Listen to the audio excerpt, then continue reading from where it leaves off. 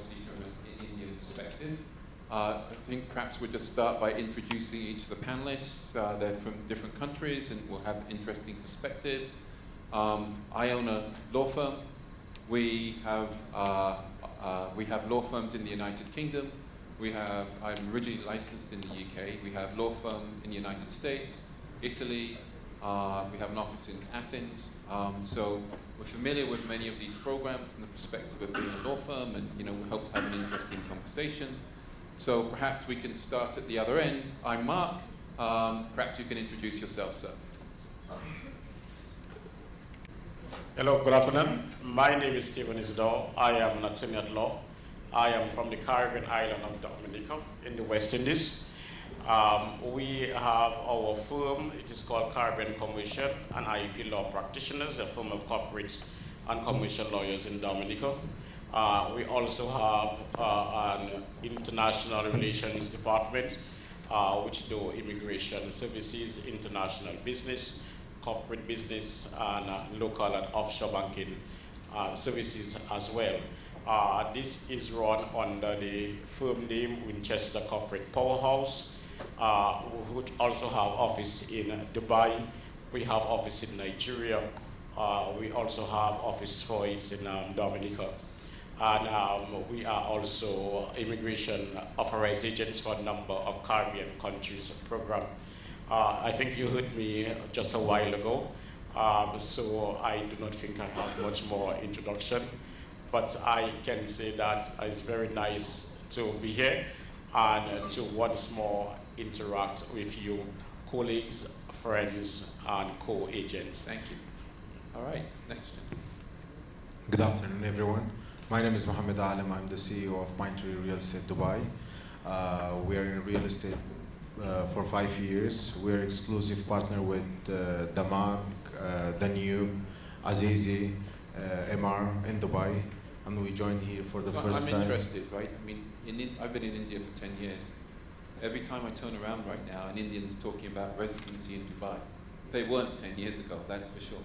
Is that something you see? You see a big pickup? So let me say something. Most of the population we have in Dubai is Indians, and we're really happy with them. Me, myself, I'm from Afghanistan.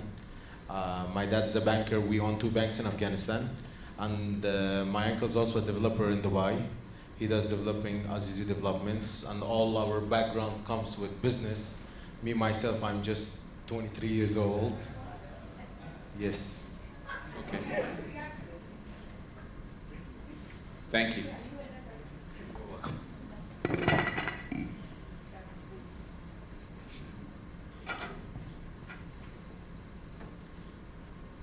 Good evening, everybody. My name is Pradip Shetty, and I'm the sales director for Smart Homes Greece. I've been in the real estate business for over 18 years, and I find it very exciting selling the Greece Golden Visa, because the price tag is too attractive for anybody to lose an offer in today's times. Thank you. Good afternoon again, everybody. My name is Oleg Railean. I'm a CEO of Amber Star Real Estate in Portugal. We have 3 offices in Portugal, in Lisbon, Porto, and in Algarve region, in a place called Vila Moura. We are in real estate from 2005, and I have my own company from 2008. In the last 2 years, 21 and 22, we closed more than 120 golden visa processes. So I will be happy to help some of you to do the same. Thank you. Good afternoon, everyone. My name is Grech. I'm a lawyer by profession and senior associate at Muscat Sopardi and Associate Advocates. We are a boutique law firm based in Malta with a predominantly international clientele, and we are authorized agents for residency and citizenship programs available in Malta. Thank you. Good afternoon to one and all. You've heard me speak this morning about the US program. I'm very privileged to be representing Canadian immigration. So our law firm called Donoso and Partners, owned by a managing partner, Ignacio Donoso. We are a full service immigration law firm. We have expertise in planning immigration to both United States and Canada. And when it comes to Canada, I don't know where to begin with, but I can certainly say that as a law firm, we have expertise to file any visa category in Canada and enlighten you a little bit about what are the programs that you can focus on. I'm the Managing Director of India Operations with the firm, senior attorney, and very excited to be here. Hi gents, I'm Rajanya. I'm the founder of Adventum Wealth. I'm based in London and with a career spanning about 25 years in real estate and both as a developer, investor, and for the last 10 years as a wealth manager. I think I'll bring a lot of light to remittances and capital controls, which may perhaps become a large part of everybody's discussion here. Thank you. Thanks. So, we're talking about trends. So if I think about trends, why don't we start with the Caribbean at the other end? So I know you do Dominica. Perhaps you can talk to us about where you see Indian interest in Dominica. I don't know if you do Grenada, but we recently had the Amigas Act in Grenada. We, as a law firm, my law firm's done 40, 50 cases for people who want to do E2 visas using Turkey and Greece. How do you see that playing out, and how do you see the Caribbean option for the Indian market? The Caribbean, as we know, in the Caribbean, as I said earlier, I think Dominica program is 3 decades old, and St. Kitts is a little older. Dominica followed St. Kitts. Grenada and St. Lucia and Antigua came afterwards in the last 10 years. Now, with Grenada have had the E2 program, as the moderator is alluded to. And the E2 program is that if you were to get citizenship out of Grenada, you'll be able to apply for the E2 visa to the United States. The E2 visa and the EB5 are 2 different programs. EB5 will cost you minimum $850,000, whereas for $100,000, you could do the E2 visa. And with the E2 visa, you just have to create employment of about 10 people. With the EB5 now, you can invest in a program, an approved program, and then that program must create some form of employment. But what has done, certain changes have done to the Grenada program, whereby you must have some residency requirement in Grenada before you can now apply for E2 visa. So if you were to get a Grenada citizenship, you would not automatically, as an Indian or any other nationality, be able to be applied for the E2 visa. There's a minimum residency requirement right now. You must be living in Grenada for at least 2 to 3 years. Let me ask you a question about that. So when it's called the Amigas Act that changed the E2 law, started life, it said residency. They changed it by congressional negotiation to the concept of domicile. So when I talk to Grenadian lawyers, they opine that you don't have to live in Grenada to be domiciled legally in Grenada. The United States consulate, at least in Ho Chi Minh City, Vietnam, has issued a written opinion that they don't care whether you live in Grenada or not towards domicile. So how do you see that? Yeah, if that's the case and they have changed it to domicile, I'm not aware of it, but I know it was, when it first came out, it was residency. If it's domicile, it doesn't really have to live in Grenada for it to apply. But as far as I know, as it is now, it is residency. But if it's domicile, it's really good news for persons who applied for E2 visa for Grenada. But you have to be cautious. We know the US, So the US doesn't allow people easily to come into their borders. So we have to be cautious of the difference between domicile and residency as well. With the other countries now, they didn't have that E2 treaty with the US, like Dominica, Antigua, St. Lucia. So the program is still available to Indians and other nationals to acquire that citizenship as well. What would you say is the #1 reason an Indian should consider Dominica?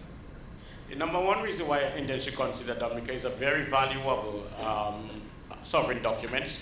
What makes Dominica so significant is because of it having gone untested, without a challenge, very reputable document for the last 40 years of its existence. There has never been an opportunity where Dominica document has been compromised or has been challenged. And it has been tested at all international destinations. Persons who got it at the inception have renewed their passport for 3 times, because this year is its anniversary of 40 years in existence. So it's a very valuable and reputable document. Thank you. So that's a nice little overview of sort of the Grenada program. So, let's talk about Europe. So Portugal. Portugal, I think, was sort of the preeminent European program in India. So there are some changes. Explain to us the current status of Portugal as an option for not just Indians, for anybody, and sort of what someone can expect going forward in terms of Portugal. Thank you for the question. Okay. Thank you for the question. So, as most of the people now knows that there are some changes in Portugal with the program. They didn't change anyway the law, but they try to do. So for sure we have some months also to work with this law that exists now. And as about the Indian market, I can tell you that Indians are on the 4th place in all nationalities that apply for golden visa in Portugal, after Chinese and after USA. So I think it is a very interesting program for Indian investors. And the question is how much time we also will have to apply for golden visa in current conditions. We actually don't know. As I am here and I'm always in touch with my lawyers in Portugal, and I can tell you that also today the Cabinet of Ministers sent to the Parliament the new law for voting.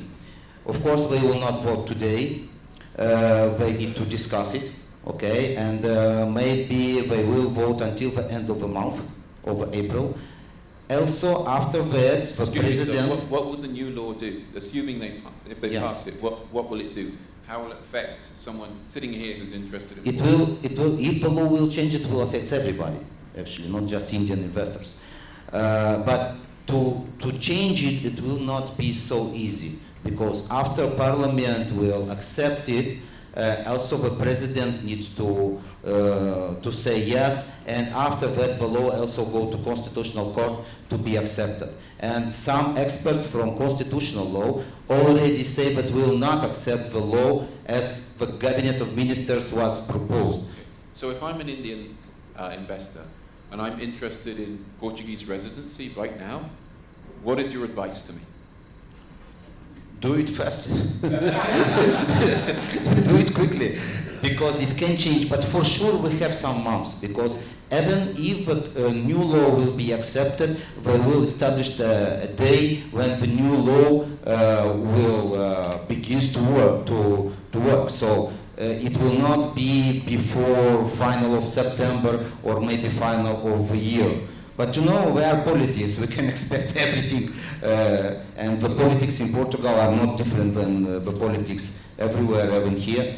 So, but we hope it will not change so much, because last time when the law changed, it was on 12th of February of 2021, and the new law begins to work from 1st of January 2022. So the government gave us 10 months and a half to study the new law, and during 10 months we was working for the law that existed at that time. So let me ask you another question, and I'm going to ask all the people from Europe this. So my law firm, there's no one from Italy here. We have 4 offices in Italy, and we do a lot of Italian applications, right? So Italy has this elective residency program.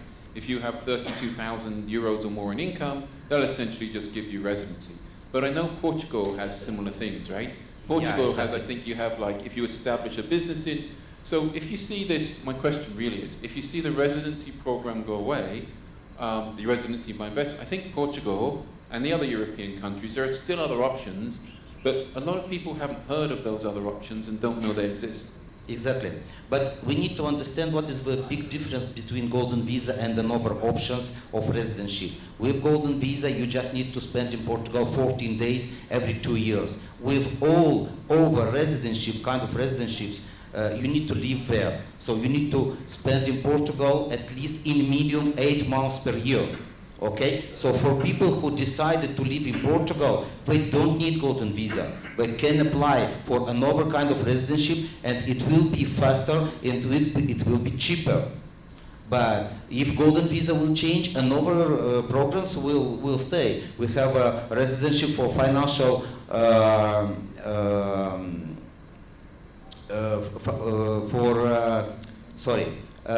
passive income. We have a residency for digital nomad. We have a residency by working contract. We have a residency for some high-level specialists. So there are many kind of residencies that we can help to do. We provide legal services too.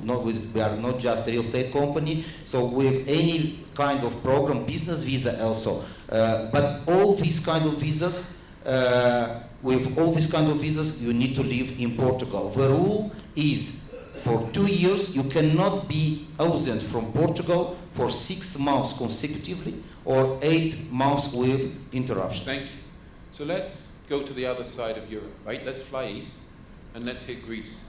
So, why don't you, I know there's changes sort of in the Greek, back in the day when I first started doing this, there were all these unscrupulous Chinese agents, and they would come and buy a property in Greece, and they would sort of literally resell it to another Chinese person on a plane. And so what's going on with Greece, and what protections are there? And same question really, beyond the residency, what are the options for Greece? Yeah.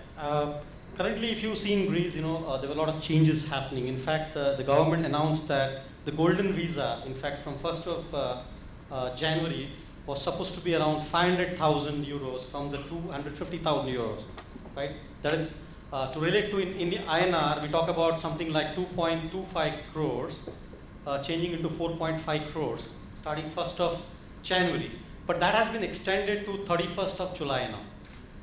So from 1st of August, it's heard that, it's going to come back, wherein it's going to be again 500,000 euros. Of course, there are certain exceptions, like probably, Central Athens is an exception, some of the areas, and some of the islands as well. But most of the prime locations, like probably downtown Athens, it's a prime area, this is going to take place. That is, from 1st of August, we would be approximately around 500,000 euros.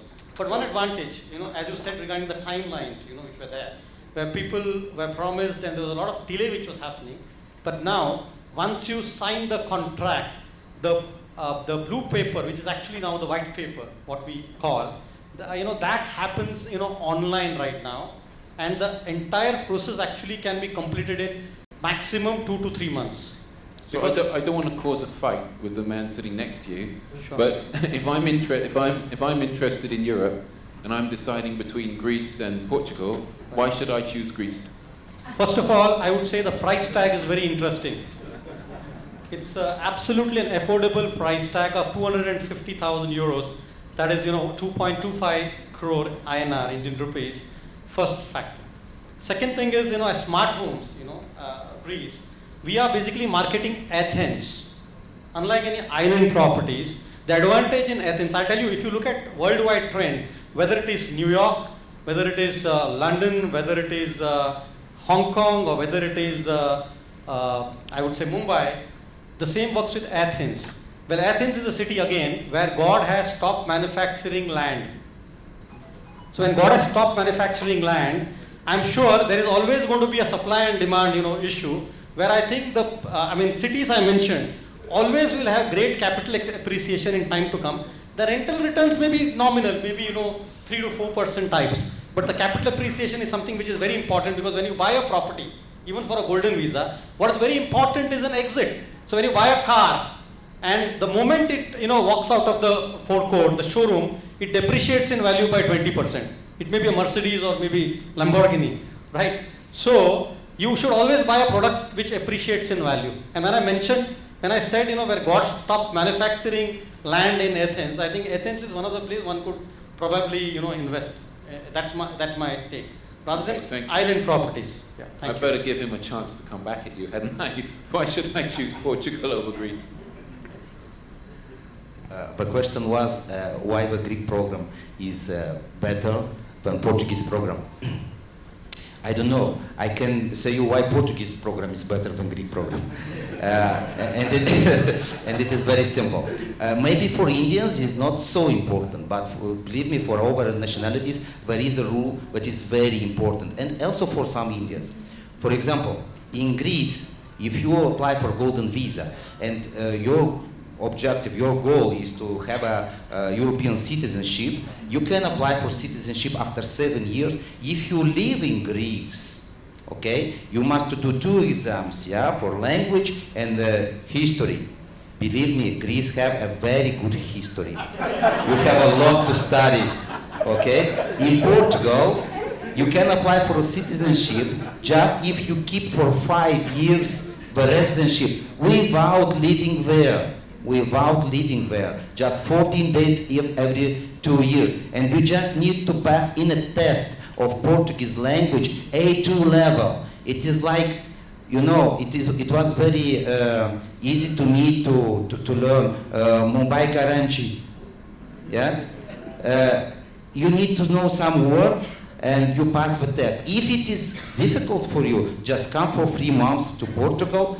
You have to take a course of Portuguese language, and without any test you will receive your certificate of A2 level. So this is the reason why Portugal is better of Greece, but for sure he have another opinion. Talk about language, right? Malta, like India, used to be part of the British Empire. So you have English in Malta, right? Yes, correct. So I think you still have CBI, you're the one European country? We are the only country in Europe to still offer a citizenship by investment program. We also have a permanent residency program, but obviously the citizenship by investment program offers a lot more benefits. We are part of the European Union, so if you do obtain citizenship, you also not only have the right to settle, work and study in Malta, but in all other 26 member states, including Portugal and Greece. We also have visa-free travel to over 180 countries in the world, including United States of America, including Canada, Japan, and so many other strategic countries. Okay, so thank you. So the EU, so just to be fair, right, I have gotten the idea, and it's not just me, if you read it in the media, the European Union seems to have a crackdown, right, on CBI and RBI for European states. So why is it that you think that, Malta's still there, and why do you think it's a good option into the future for Indian investors? So it's public information that we have been referred to the European Court of Justice over our program. However, we do believe, and we are fighting for this, we're going to fight tooth and nail to keep our program. We do believe that citizenship is a sovereign decision. It's a member state's decision to grant citizenship to an individual. And what I can tell you is at this very moment, applications are open. I'm not sure if it will remain. So apply now, as per what you said before as well. I got to apply for all 3 of you, right, at the same time. Apply now. So we'll see which one wins. We can have a little fight between them afterwards, and it'll be more entertaining. But anyway, so definitely, I think Europe's been of great interest in India and continues to be so. However, I think Canada has also been big, right, for certain demographics in India. So perhaps you can tell us, I know you've been in the industry a long time at this point. You have a lot less gray hair than me, but I think you really know and understand the trends in India. So perhaps you can talk about, how you see Canada has developed as an option and what the options currently are. Sure, thank you, Mark. And my opening statement would be, in Canada, you do not have to worry about the CBI program being shut down. So Canada, thankfully, does not have a CBI program. Many of the investors, they look for buying real estate and they feel that, what if I'm able to qualify for a Canadian immigration program on that basis? Answer is no. So Canada has a point-based system. This is known to everybody. There are 4 criterions: age, education experience, education qualification, work experience, and your ability to score in the English language exam. But what if you're above 30, you do not meet the threshold marks? What do you do? So in that sense, Canada has proven to be very popular, and rightly so. Indian diaspora amounts as 86% of the immigrants in Canada. That's a huge number. So Indians like value for their money, and rightly so. Canada has great programs, all of business immigration programs. Many of them are skill immigration. The business immigration programs, again, are pegged at an investment amount of 100 to 200,000 Canadian dollars, value for money. So it's cheap when it comes to investment. It's also very beneficial, because if you look at the federal programs in Canada, then many of them are giving you the option of coming to Canada to set up businesses. Your spouses get open work permit. Your kids get free education at K-12 schools. So that is why Canada is proving to be very popular. In terms of the developments, in terms of Canada's point-based system, see, what has happened is that in the last 3 years, Canada immigration authorities, they have unveiled the immigration levels plan. And we all know that they are going to invite about 500,000 immigrants every year. And even during COVID, even during the pandemic, they continued to stand on their promise. However, in the last 2 years, the government's focus has shifted on provincial nominee program. So Canada has a federal system and has a provincial system. And the government right now is giving many invitations at the provincial level, not at the federal level, which is why it is incumbent upon our law firm to sort of share this information with you, that if you're an entrepreneur, there are federal programs for you to set up businesses, affiliates. If you're a student, of course, you know your pathway. You go to study to Canada and you will be assimilated in the system. If you are an entrepreneur who's a budding entrepreneur, you have a unique business idea that will bring employment to Canada. Again, there is a starter visa program. So Canada has a program for every one of you. It's just about figuring out the best program for you. So I don't do Canada, so I don't know, but just clients I've seen do Canada. The provincial programs were really popular at one point, yes. And now they seem to be sort of closed and a little bit less available in some cases. Would you say that's true? And one thing that I've certainly been asked by Indians, we don't answer because I'm not a Canadian lawyer, is if I do a PNP program in Canada, right, do I have to live there? And it seems that people can move around the country, and perhaps you can explain that. Sure. So that's a very good question right there. In terms of the provincial nominee programs, again, you can categorize every program into 5 parts. One would be for someone who goes there to study. Second would be for someone who's already having relatives there. Those are skill-based programs. And the third and the fourth segment would be for someone who's going as an entrepreneur. Remember that if you opt for the provincial nominee program, then A, you have to meet the minimum investment criteria, B, the minimum net worth criteria, and C, you must stay in that province. Majority of the provinces have this requirement that you must stay there for 3/4 of the year. And this is where many of the entrepreneurs or families find it challenging. They want a program that has flexibility to travel back and forth. They may want to opt for Canada as a destination to settle their kids, but they may still very well want to have their base in India. That is where the federal programs are more helpful. Government earlier used to run a program called the Quebec Investor Program, where you could invest in government bonds, very popular program. However, they discontinued this program in the last 3 years because the entire focus of the Forum of Ministers is on business-led migration. So they are inviting investments in the country. So I would say that if you do not want to be bound by the travel restrictions, then you should look at federal programs, intra-company transfer C12, C11, and SUV program starter visa, to name a few. Okay, thank you. So let's go back to Dubai, and I'll come to you last for August recess. So, I definitely have seen, an uptick in interest in Dubai. And the other thing I've seen is thinking, when I was here 7 years ago, it was quite difficult actually to get residency permits in Dubai, and it all seems to be changing, right? Dubai seems to be becoming more accessible, there's more programs. Can you describe sort of the options and the changes? And if I'm in Dubai, one of the things that happens in the UAE is I have a kid, right, or a child, and I'm a little bit like, well, I'm okay here, but what's my child going to do? Because they're never going to have the right to permanently reside in the UAE. Do you see changes in that? And just how do you see the future, and how do you see the options for an Indian family interested in the United Arab Emirates? Yes, sure. There is something now. Dubai is improving a lot. It's one of the safest cities in the world. People from Canada, from Greece, they come from Portuguese. They come to invest in Dubai today. Also the Indian people. So yes, every single day there is new developments, new launches in Dubai, and for every single citizens, the door of Dubai is open. The school, for example, American school, Indian school, restaurants, and business-wise as well. Like every single person have their own business.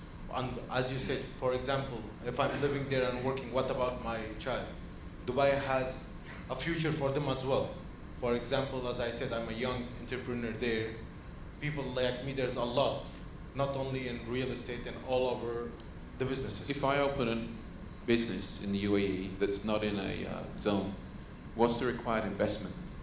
How big is the company required to be for me to get a visa to be there? In Dubai, there's something. First of all, if you want to get the golden visa, you have to invest 2 million dirhams. Beside that, if you want to open any other visa, which is, it doesn't need any amount, you just have to rent your apartment. Hold on, you're telling me that I own a law firm, right? So suppose I open a law firm in Dubai. Yes. As long as I have a legitimate business and a place of business, they'll just give me a visa, no investment required. Is that what you said?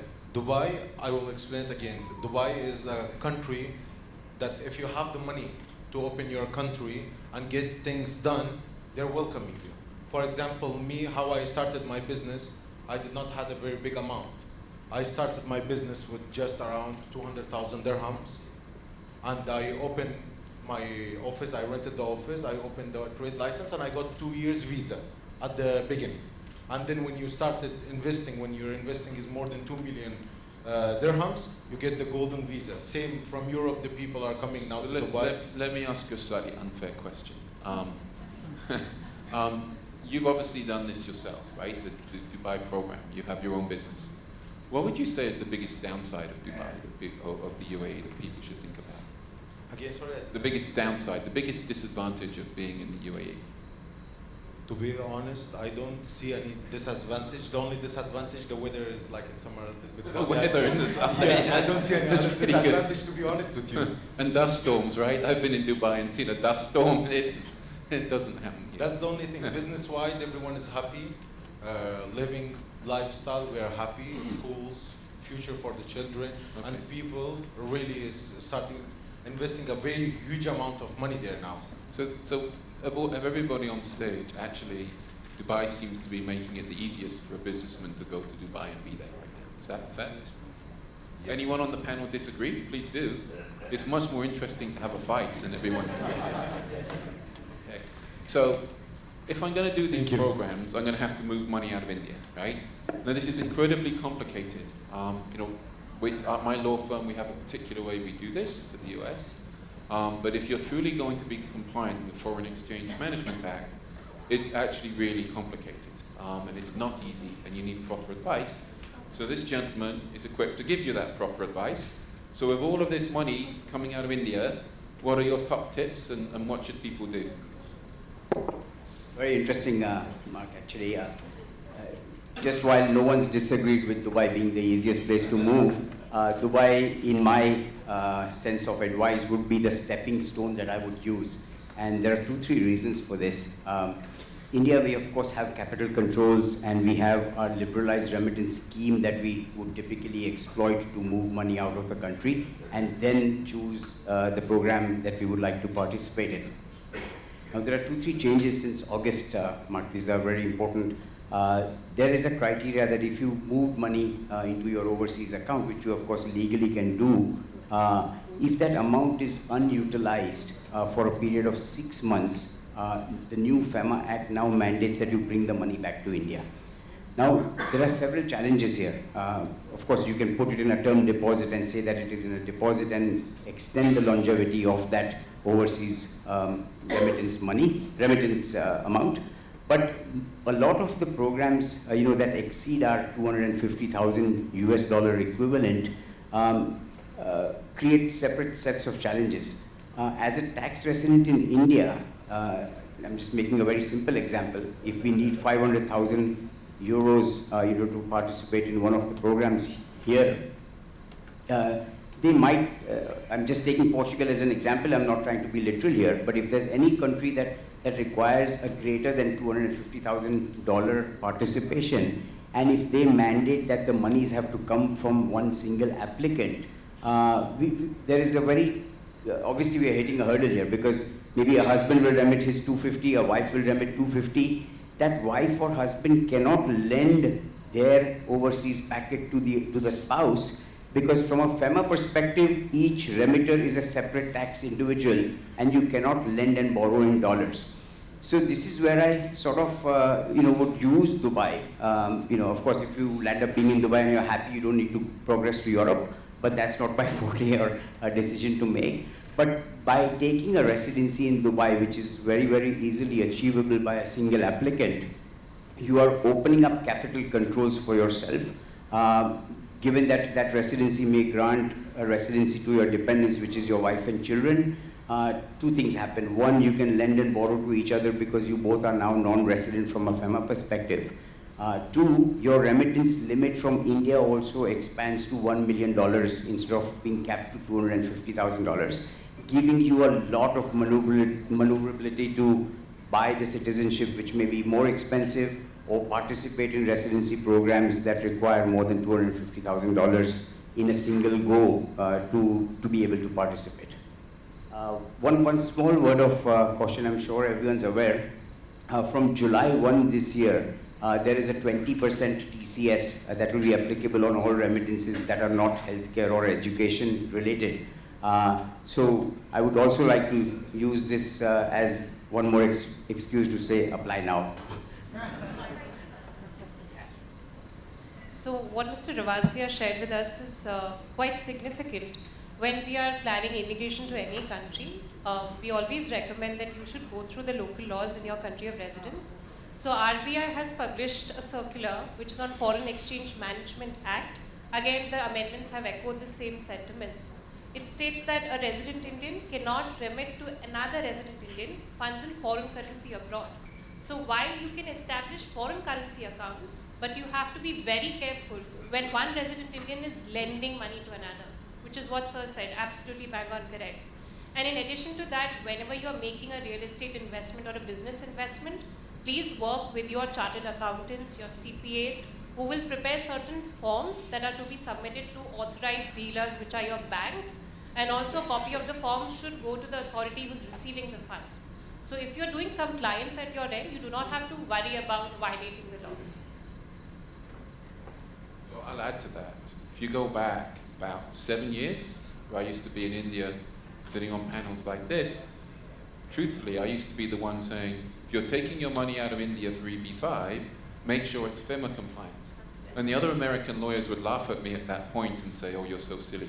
But actually now, what will happen if you're doing EB5, and assume it happens with other things, is if your application can get, the I-526 can get approved in the US, and then it comes to the consulate, and the consulate are familiar with FEMA, and they will start, they are now questioning things. And there's a whole lawsuit, it happens to be in Vietnam, not in India, but it doesn't matter, it's about the same thing.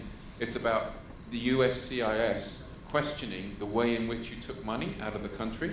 And they've started doing that, they've started refusing visas. My law firm's never had a problem, because from day one in India, we've made sure our clients are compliant with Foreign Exchange Management Act, and I'm sure that Donoso do the same thing, so I'm not saying we're any better or worse than they are, but you really need to do that. And lawyers who tell you don't worry about it, I would worry about the lawyer, And it's definitely the case that there are a large number of cases being denied now because people didn't retain a gentleman like this to help them with this planning. Just as the way our law firm's done it, we have a relationship with a large Indian law firm, and if we're a little bit worried about it, we send them to that particular law firm, and we get an opinion letter that you're compliant with FEMA, and we file it with the case, and we've never had a problem. But I'm sure this gentleman's firm can provide the same thing. I'm not saying you need to go there. But I really think that the advice that these two have just given you for moving money out of India is really important, not just because the Indian authority might come after you, but some of the authorities in these other countries may decide they don't like money that's been not lawfully moved out of India, and they may deny your immigration benefit in that country as well if you weren't compliant. So I think that was good advice. I have a question. Yes, ma'am. When this thing Can happens, somebody give this lady a microphone, please?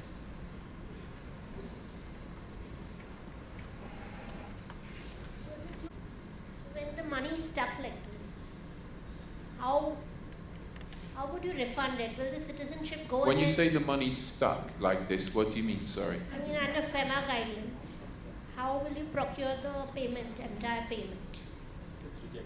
It's rejected. But even if you Oh, you mean if you've Even if invested you have money, if you've procured the invested money in a foreign program? No, even if you have procured the citizenship and the Sure. forwarding country Okay.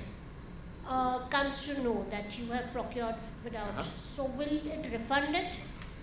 Well, it's nothing to do with the country, right? If you invest money in Canada, But if it and- becomes a lawsuit, will you refund it?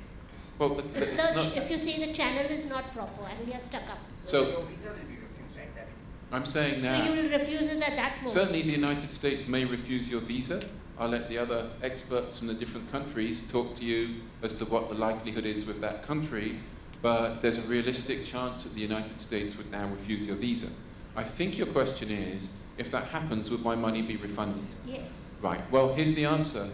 I'll speak for the United States and the United Kingdom, because in those two countries I'm licensed to practice law.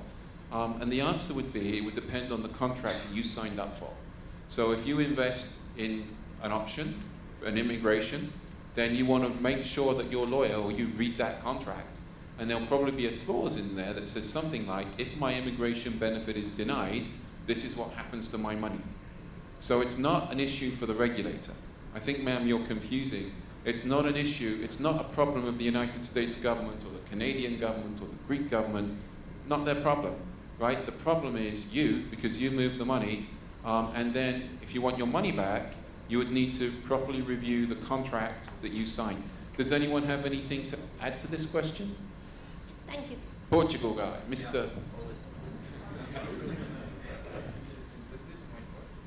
We have some projects, not all of them, some few projects that the owner would sell you the property, but usually we are talking about hotel projects where the owner give you a warranties by contract to give your money back if your application will not be approved because of the investment that you did.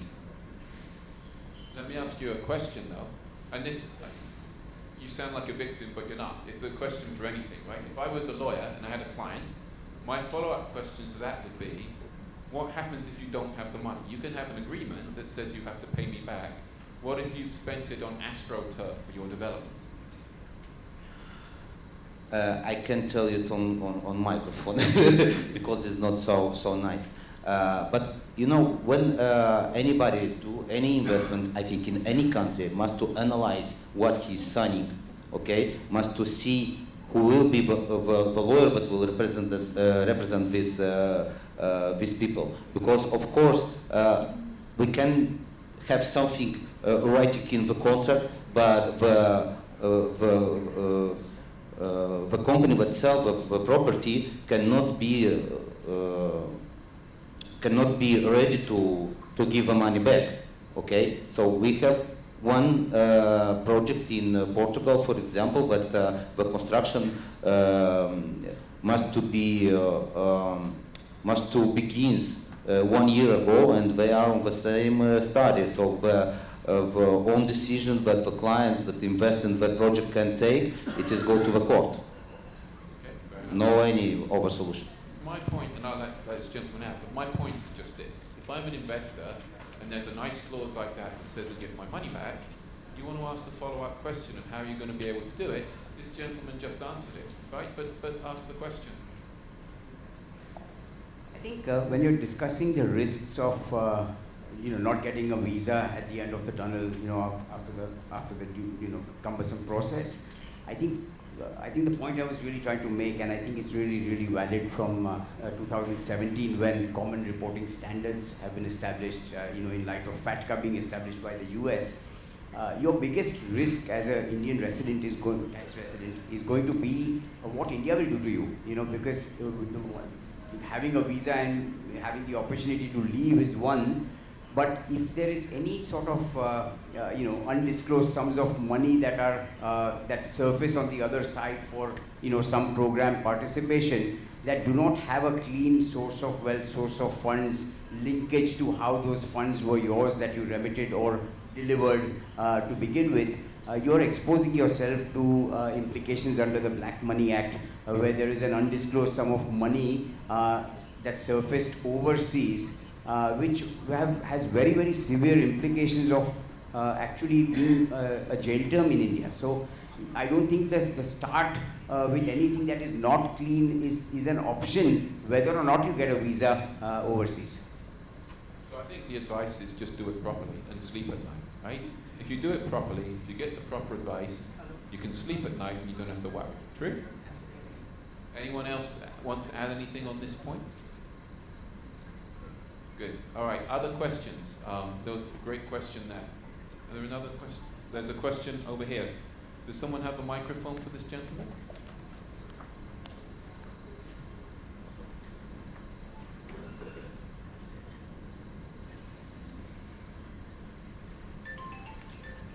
Need some help.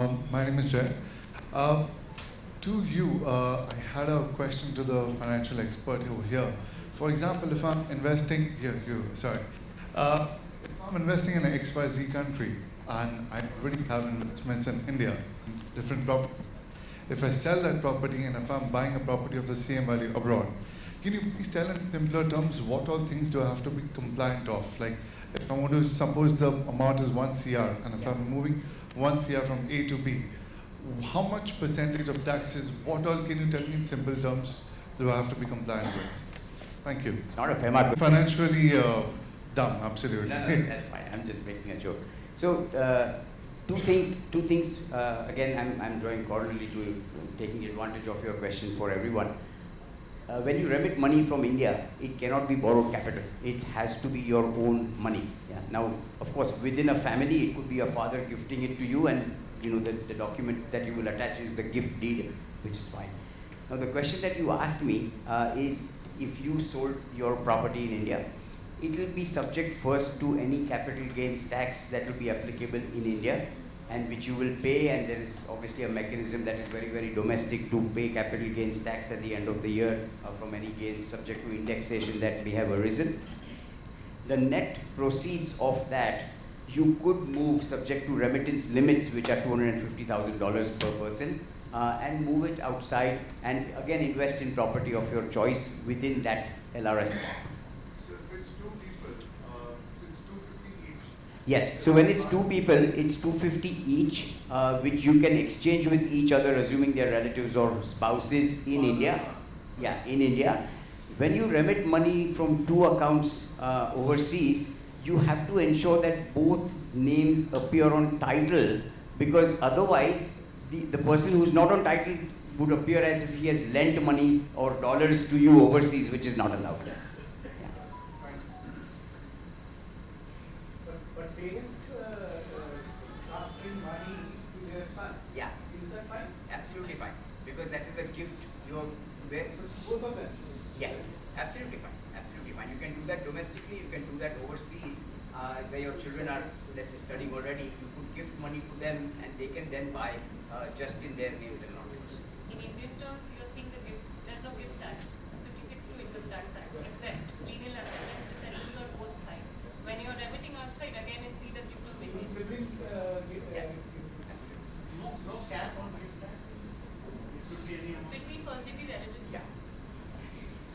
You have to worry about the foreign country for gift tax too, right? So potentially, depending on the circumstances. So that's a mistake I see commonly with our clients moving money out of India.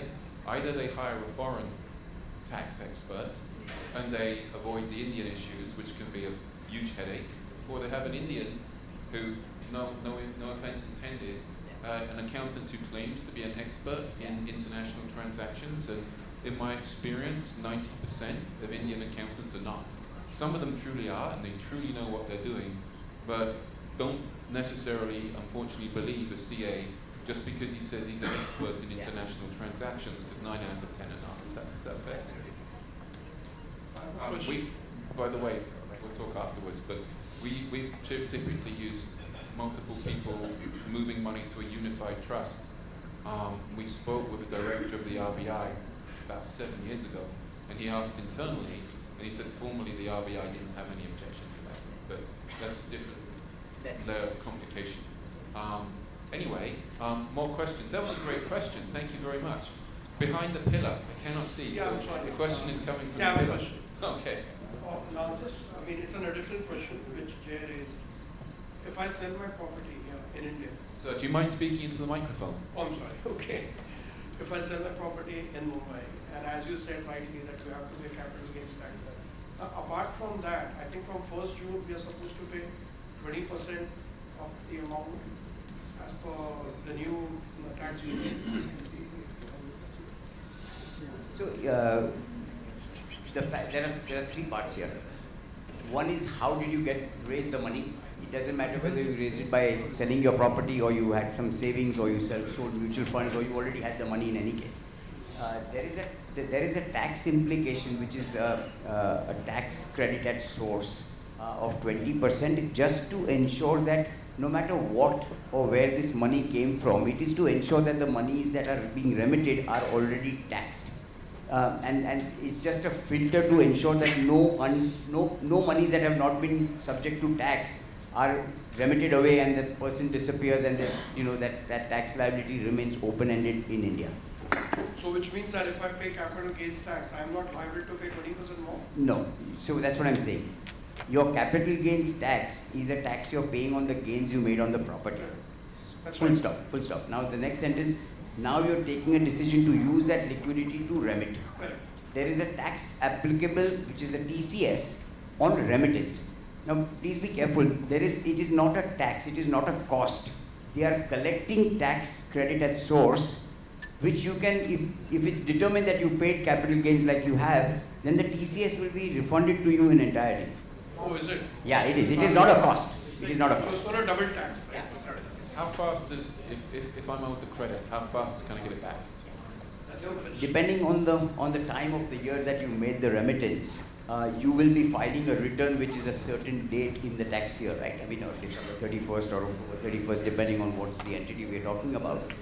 Refunds have become faster. I am very, very proud of India. Refunds have, I think most of you will agree, the refund is typically a 45-day process once your returns are filed. It didn't used to be the case. I was always subject to a lot of go smile at a lot of people and make them happy before your refunds are issued, but that's not the case anymore. Okay, so are there any questions, with all fairness to the other panelists, are there any questions that have not got to do with Indian financial questions? I'm sure you're happy to answer them afterwards, but let's have a question about the Caribbean or about Portugal or, yes ma'am. But if you're an OCI and already you've gained it, so you have this 20% refunded. That's a financial read question. enough. He's happy to answer it afterwards. But let's, out of fairness to the other panelists, let's, ma'am. Become noted. Yeah.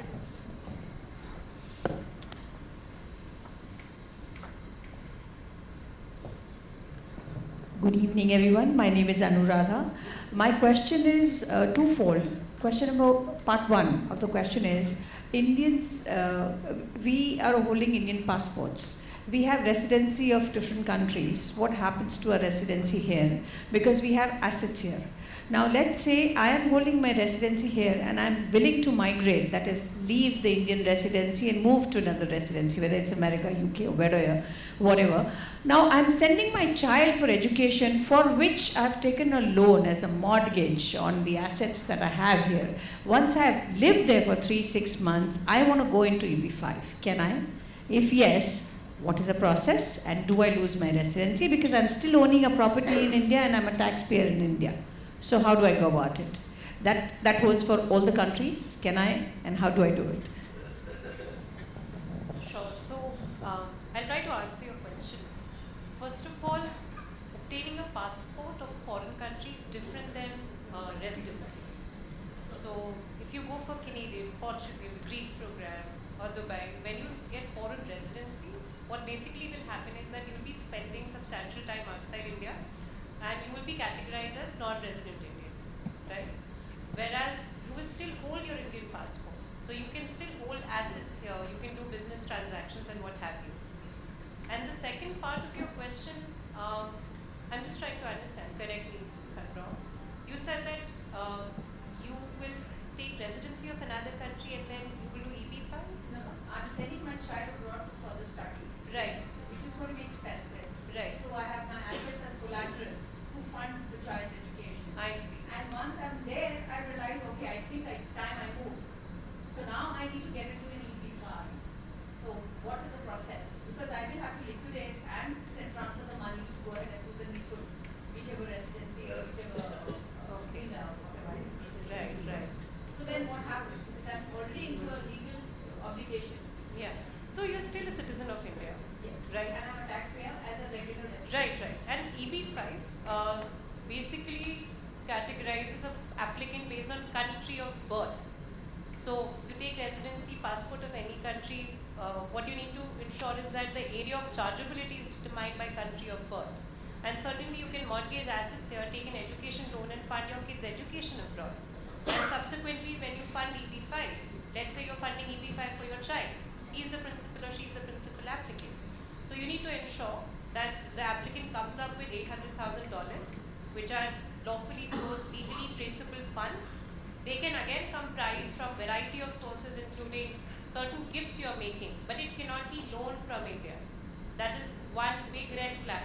You cannot borrow money from an Indian bank and use it for EB5 abroad. That's prohibited. Yeah. Thanks. So, I mean, you would proceed with the case. So, we've run well over time. There's probably more questions. Panelists are happy to answer them. So, why don't we just ask everybody to summarize with the thing that you would most like, bearing in mind there's a lot of agents here, right? The thing that you would most like the audience to know about your program. So, what is it you would most like the audience to know about Dubai?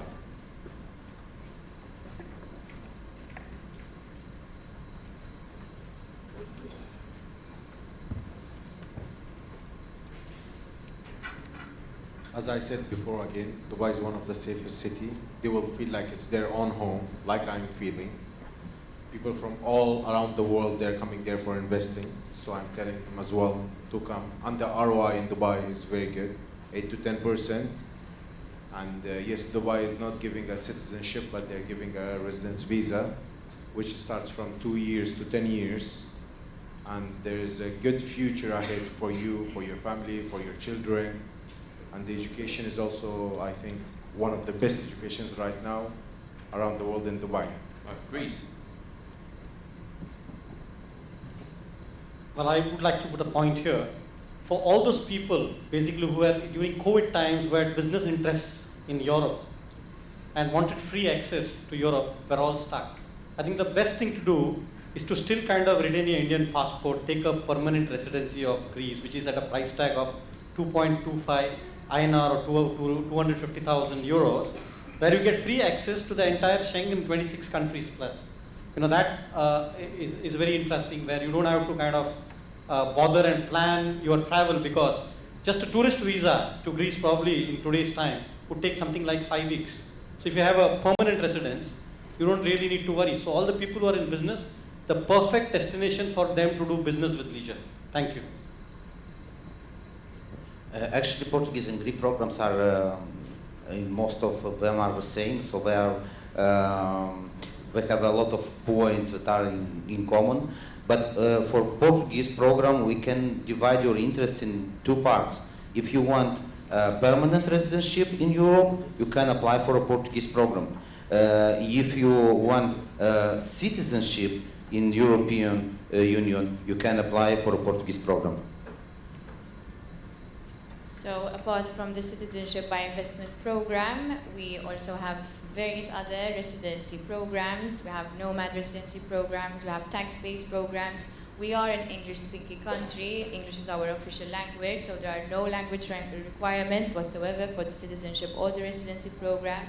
We have extremely great healthcare, and our education system is based on the British curriculum. It's very highly regarded. Our country is beautiful. We have a Mediterranean quality of life. Most of my clients who have no intention to move to Malta end up moving anyway. So I recommend you guys visit Malta one of these days. It's a beautiful, beautiful island. Canada is going to invite 500,000 immigrants every year for the next 3 years, so make best use of this opportunity. There's a program for each of you. And when it comes to access to universal healthcare, education, culture, Canada is second to none. So I would say that right now is a great opportunity. Make use of the quotas that are available for the next 2-3 years. And should you have any questions, feel free to reach out and talk to us. I don't have much to say, but whoever you're going with, you can come to me for advice anyway.